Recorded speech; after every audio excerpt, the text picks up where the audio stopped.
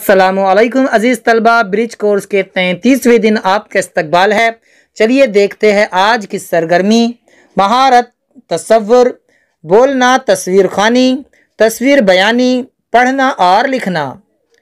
अजीज़ तलबा, आज आपको तस्वीर देखकर तस्वीर के मुतालिक बयान करना है, तस्वीर के मुतालिक कुछ बातें बोलनी हैं।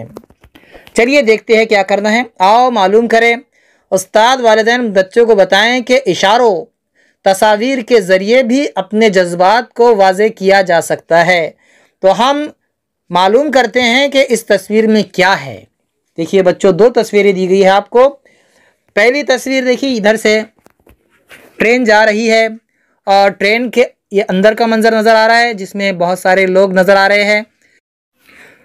किसी के सर पर उसका सामान है, किसी के हाथ में बजाने का आला है जो चारपाई जैसा नज़र आ रहा है।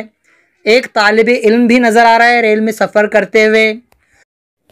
अक्सर रेल में जो सफ़र कर रहे लोग, उनमें देहाती ज़्यादा नज़र आ रहे हैं। उनके लिबास से हम पहचान सकते हैं कि वो लोग देहात में रहने वाले हैं और अपना सामान फ़रोख्त करने के लिए किसी शहर जा रहे हैं।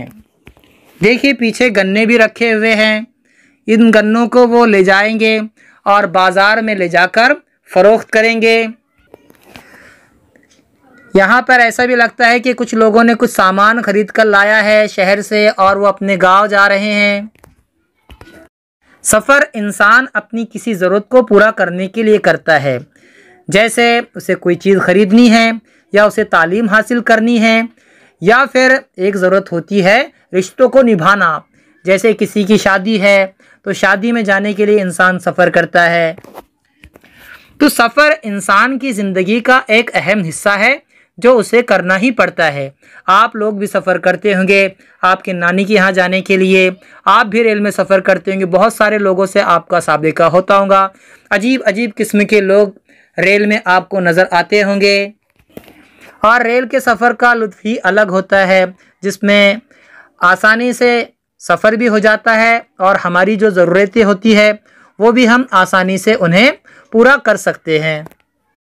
अजीज़ तलबा, आपको इन दोनों तस्वीरों को देखकर इन पर अपनी ज़बान में, अपने लफ्ज़ों में अपने ख़यालात पेश करने हैं।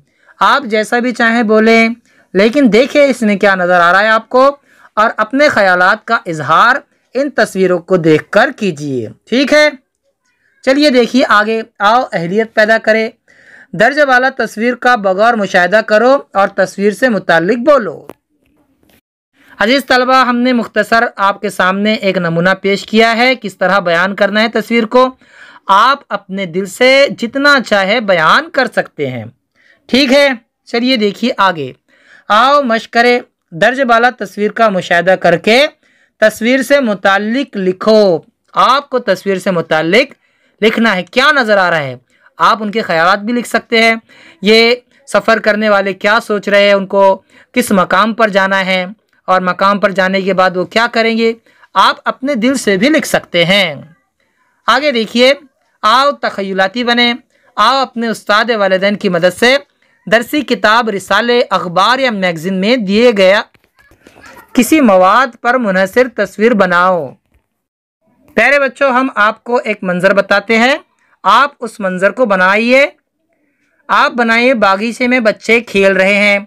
बागीचे में मुख्तलिफ सामान हैं, जैसे झूले हैं, घसरगुंडी है, फूल है, पौधे हैं, घास है, पेड़ है। ऐसा मंज़र आप बनाकर बताइए। ठीक है, हम फिर मिलेंगे अगले वीडियो के साथ। तब तक के लिए अल्लाह हाफिज़। अस्सलामु अलैकुम।